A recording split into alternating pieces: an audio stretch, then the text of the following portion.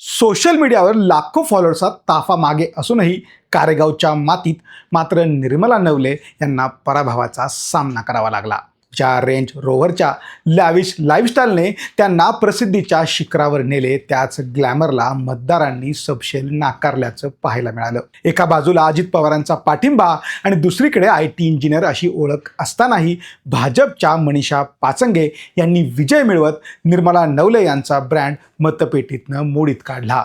या निवडणुकीत निर्मला नवले यांच्या पराभवामागे त्यांच्या जुन्या काही विधानांची आणि व्हिडिओंची चर्चा कारणीभूत ठरल्याचं बोललं जातंय. मला जे हवं असतं ते माझा नवरा शुभम मला मिळवून देतो, असे म्हणत रेंज रोव्हर कारसोबतचा त्यांचा व्हिडिओ तुफान गाजला. मात्र याच व्हिडिओवर सरपंच पदावर असताना एवढं कसं काय कमावता येतं, अशा खोचक प्रतिक्रियांची झोड उठली आणि विरोधकांनी याच मुद्द्यावरनं त्यांना घेरल्याचं पाहायला मिळालं, ज्याचा फटका त्यांना मतपेटीतनं बसल्याचं आता चित्र पाहायला मिळतंय. भाजपच्या मनीषा पाचंगे यांनी निर्मला नवले यांच्यासमोर कडवं आव्हान उभं केलं. मनीषा पाचंगे यांनी अतिशय नियोजनबद्ध प्रचार करत नवले यांचा पराभव केला. कारेगाव गणातील स्थानिक प्रश्न आणि जनसंपर्क या बाबतीत पाचंगे यांची पकड अतिशय मजबूत ठरली.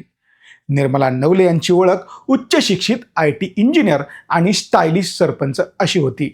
मात्र ग्रामीण भागातील निवडणुकीत मतदारांना आपल्यामध्ये मिसळणारा आणि साधेपणा जपणारा उमेदवार अधिक जवळचा वाटल्याचं या निवडणुकीतनं पाहायला मिळालं.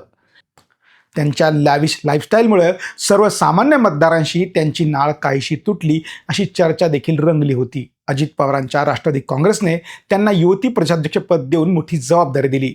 तरी स्थानिक पातळीवर दिलीप वळसे पाटील आणि इतर नेत्यांची भूमिका तसेच महायुतीमधील अंतर्गत समीकरणं त्यांना पूर्णपणे अनुकूल ठरलीच नाहीत. थोडक्यात सांगायचं तर सोशल मीडियावरील प्रसिद्धीपेक्षा प्रत्यक्ष जनसंपर्क आणि विरोधकांनी केलेल्या टीकेला उत्तर देण्यात आलेलं अपयश ही त्यांच्या पराभवाची प्रमुख कारणं ठरल्याचं आता चर्चा सुरू झाली आहे. पुढील काळात निर्मला नवले या पराभवातून सावरून पुन्हा कोणती राजकीय भूमिका घेतात हे पाहणं महत्त्वाचं ठरणार आहे. तुम्हाला काय वाटतं या पराबद्दल आम्हाला कमेंट करून नक्की सांगा.